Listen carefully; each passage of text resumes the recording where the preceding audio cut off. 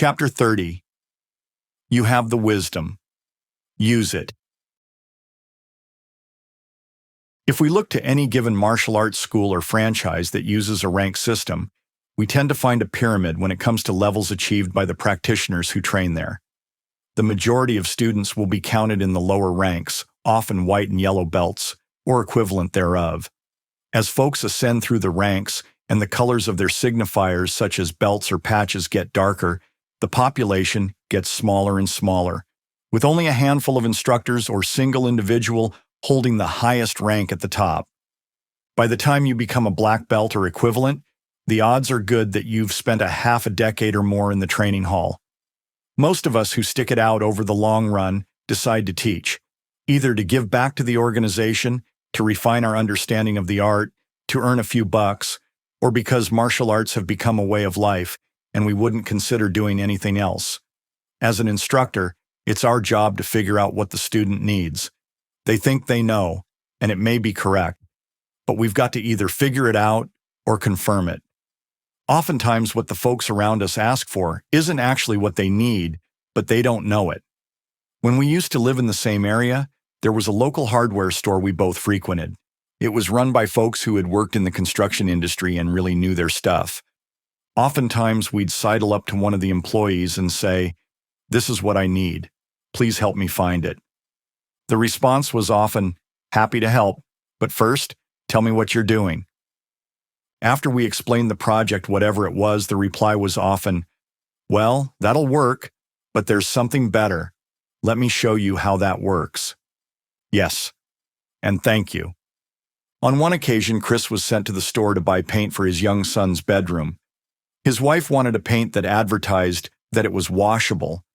After all, if the child splattered something on the wall or scribbled on it, the right paint would make for easy cleanup.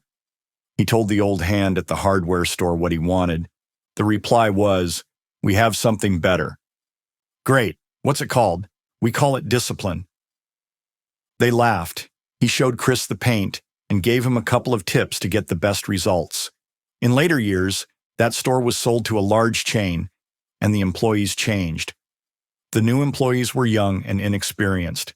They knew what aisle the products were on, but had no idea about best use or alternate possibilities that might better suit their customers' needs. That made shopping there far less attractive than it had been before, even though the prices were generally lower. Wisdom is a combination of knowledge, experience, and judgment. If you have experience, use it, and use it well to create a better experience for your customer, your student. And by all means, know your product well so you can make the student's practice become everything it can be, even if they don't quite know what they need yet. Takeaways. Use your wisdom and experience to provide a better experience for your customers. Know your product well so you can offer alternatives and help customers make the most of it. Sometimes the best solution may not be what the customer initially asks for, but rather what they need and didn't know about. Quotes. By 3 methods may we learn wisdom. First, by reflection, which is the noblest. Second, by imitation, which is the easiest. And third, by experience, which is the bitterest. Confucius. The young man knows the rules, but the old man knows the exceptions. Oliver Wendell Holmes. The teacher who is indeed wise does not bid you to enter the house of his wisdom, but rather leads you to the threshold of your mind. Khalil Gibran.